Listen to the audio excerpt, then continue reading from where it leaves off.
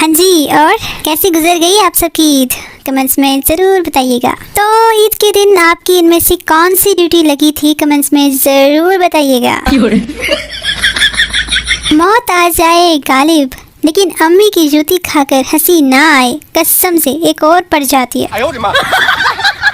ईद पर मेरे दोस्त मुझसे, जानी ईद पर कहाँ जाने के प्लान्स हैं? ले मैं इंस्टा से फेसबुक, फेसबुक से व्हाट्सएप, व्हाट्सएप से फिर इंस्टा, इंस्टा से ट्विटर, ट्विटर से मैसेंजर, मैसेंजर से फिर से व्हाट्सएप। हाँ, आजकल 3 साल के बच्चे मोबाइल फ़ोन इस्तेमाल करते हैं, जबकि हम 5 साल तक मिट्टी खाया करते थे। हाँ जी, और बताओ ठूस लिया गोश्त? हमेशा प्यार उस इंसान से करो जो शर्मीला हो, वजह कल बताऊंगी, अभी मुझे शर्म आ रही है। गर्मियों का एक सबसे बड़ा फायदा ये भी है कि इसमें सर्दी बिल्कुल नहीं लगती। नहीं नहीं, और बनाओ चांद तारों पे गाने। लो जलने लगा ना सूरज, अब झेलो गर्मी। शोहर ऐसा होना चाहिए जो कहे जान सब्जी में नमक ज़्यादा नहीं, सब्जी कम है, गलती आपकी नहीं मेरी है, मैं सब्जी कम लाया था, आपने तो नमक पूरा डाला है। बच्चा, अबू अगर आपको पता चले कि मैं अव्वल आया हूँ तो आप क्या करेंगे? वालिद, मैं तो खुशी से पागल हो जाऊँगा। बच्चा, बस इसी डर से मैं फेल हो गया। वो भी एक वक्त था जब बड़े बहन भाइयों के पुराने कपड़े हमें फिट आ जाते तो खुशी से पागल हो जाते थे। सुना है चाइना में दूसरी शादी का रिवाज नहीं है, क्योंकि उनको पता है कि जब दूसरी भी इसी शक्ल से आनी है तो फिर यही ठीक है। जिंदगी की भाग दौड़ में अपनी सेहत का ख्याल रखें, कहीं ऐसा ना हो कि आप पीछे रह जाएंगे और आपका पेट आगे निकल जाएगा। कुछ लड़कियां चांद रात को इतनी मेहंदी लगवा लेती हैं जैसे ईद पर उनकी बारात आनी हो। औरतें शॉपिंग भी किस्तों में करती हैं, पहले चीज़ पसंद करने जाती हैं, फिर खरीदने जाती हैं और घर पहुंचकर अपनी ही पसंद की खरीदी हुई चीज़ों में 20-25 कीड़े निकाल कर चीज़ें तब्दील करवाने जाती हैं। खुद की फ़ोटो अच्छी आए तो अपलोड कर देते हैं, साथ वाला चाहे चर्सी ही क्यों ना लग रहा हो। हद है यार। जो लड़के कुर्बानी पर बकरे की टांगे नहीं पकड़ सकते, वो भी कहते हैं जानू तुम्हें मुझसे कोई नहीं छीन सकता। शादी के बाद एक दिन मियाँ बीवी फारिग बैठे हुए थे। शौहर ने अचानक बीवी से पूछा, एक बात बताऊं, शादी से पहले तुम्हारे कितने बॉयफ्रेंड थे? बीवी अंदर गई और लिफाफा लेकर आई। लिफाफे में चावल के कुछ दाने और 200 रुपये थे। शौहर, ये क्या है? बीवी, मैं जब भी कोई बॉयफ्रेंड बनाती थी तब एक चावल का दाना इस लिफाफे में डाल देती थी।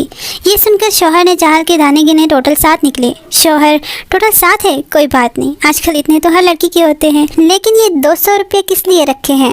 बीवी, 2 किलो चावल बेच दिए थे। शौहर अभी भी कोमा में है। ज़रा बताओ अब इस जज्बे को कैसे शिकस्त दोगे? इस टेलर के अलावा सबको ईद मुबारक। गर्ल्स ऑन ईद उल अधा तैयार होकर पिक्स लेनी है। बॉयज़ ऑन ईद उल अधा पहले फुफू के घर फिर खाला के घर गोश्त देने जाना है। हर घर में एक ऐसा बंदा ज़रूर होता है जो आपको आवाज़ लगाकर दूसरे कमरे से बुलवाता है और कहता है ये लाइट ऑफ कर दो। मियाँ बीवी के बीच झगड़ा हुआ। झगड़े के दौरान शौहर ने एक जुमला कहा जिससे झगड़ा ही खत्म हो गया, खूबसूरत हो तो इसका मतलब तुम कुछ भी बोलोगी। इसके बाद बीवी ने कुछ कहा ही नहीं और चाय के साथ पकौड़ों से भी नवाजा। हमें बीमारी से लड़ना है, बीमार से नहीं। पता नहीं लड़कियां कैसे इतनी नज़ाकत से छींक को अच्छी में बदल लेती हैं, और हम लड़कों को छींक आए तो सामने वाला कलिमा पढ़ना शुरू कर देता है।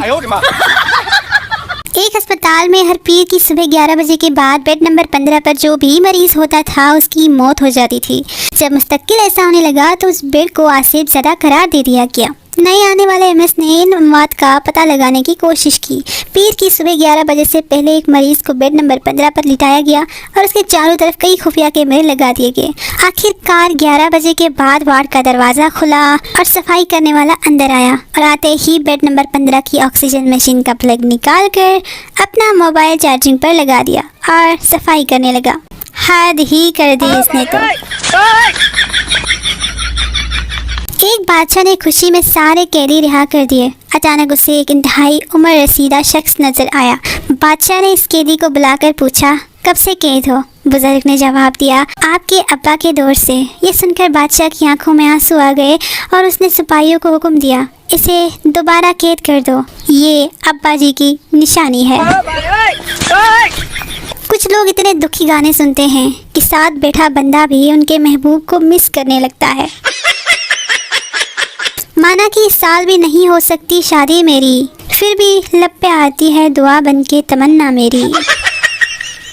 ये है वो सामान जो ज़रूरत के वक्त अक्सर गायब हो जाते हैं। क्या आपके साथ कभी ऐसा हुआ है? अगर आप अपनी बीवी को अंग्रेजी में मर्डर या हिंदी ज़बान में हथियारन बोलेंगे तो रात का खाना भी नहीं मिलेगा। वहीं अगर उर्दू ज़बान में उसको बोलें, बेगम आज तो बड़ी कातिल लग रही है, तो शाम की चाय के साथ पकोड़े और डिनर के बाद मीठा भी मिलेगा। बस साबित हो गया, उर्दू मीठी ज़बान है, इसको फ़रोग दें। कल छत पे खड़ा था तो पड़ोस वाले अंकल बोले, बेटा आगे क्या करने का इरादा है? मैं, कुछ नहीं अंकल, बस टैंकी फुल हो जाए तो मोटर बंद कर दूंगा। तमाम खूबसूरत लड़कियों की नज़र शेर, आप जो इतनी प्यारी हैं, इतनी भोली भाली हैं, चेहरे से तो गोरी है, पैरों से क्यों काली है? एक लड़की ने ग्राउंड में एक गहरा गड्ढा खोदा और उसमें जाकर बैठकर कुछ सोचने लग गया। दूसरा लड़का, ये क्या कर रहे हो? पहला लड़का, मैं गहराई में जाकर सोच रहा हूँ। बाज़ औक़ात बीवियाँ इसलिए भी नाराज़ होती हैं कि शौहर हजरात फ़ौरन सॉरी बोलकर उनकी लड़ाई वाले सारे मूड का सत्यानाश कर देते हैं। लड़की रेस्टोरेंट पे गई और कहा, मुझे एक गोश्त वाली नमकीन चाय ला दे। वेटर, वो सूप होता है, वड्डी आई चाय दी आशिक। एक इंजीनियर को नौकरी ना मिली तो उसने क्लिनिक खोला और बाहर लिखा, 300 रुपये में इलाज करवाएं, इलाज ना हुआ तो 1000 रुपये वापस। एक आदमी ने सोचा कि 1000 रुपये कमाने का अच्छा मौका है। वो क्लिनिक आया और कहा, मुझे किसी चीज़ का जायका महसूस नहीं होता। डॉक्टर, बुक्स बाई से दवाई निकालो और उसको 3 कतरे पिलाओ। उसने पिला दिए। मरीज़, ये क्या? ये तो पेट्रोल है। डॉक्टर, मुबारक हो, आपको जायका महसूस हो गया, लाओ 300 रुपये। मरीज़ को गुस्सा आया। कुछ दिन बाद वो फिर गया कि अब तो डॉक्टर से पुराने पैसे भी वापस लेने हैं। मरीज़, डॉक्टर साहब मेरी याददाश्त काम नहीं करती। डॉक्टर, बुक्स बाई से दवाई निकालो और उसको 3 कतरे पिलाओ। मरीज़, लेकिन वो दवा तो ज़बान के जायके के लिए है। डॉक्टर, मुबारक हो, आपकी याददाश्त भी वापस आ गई, लाओ 300 रुपये।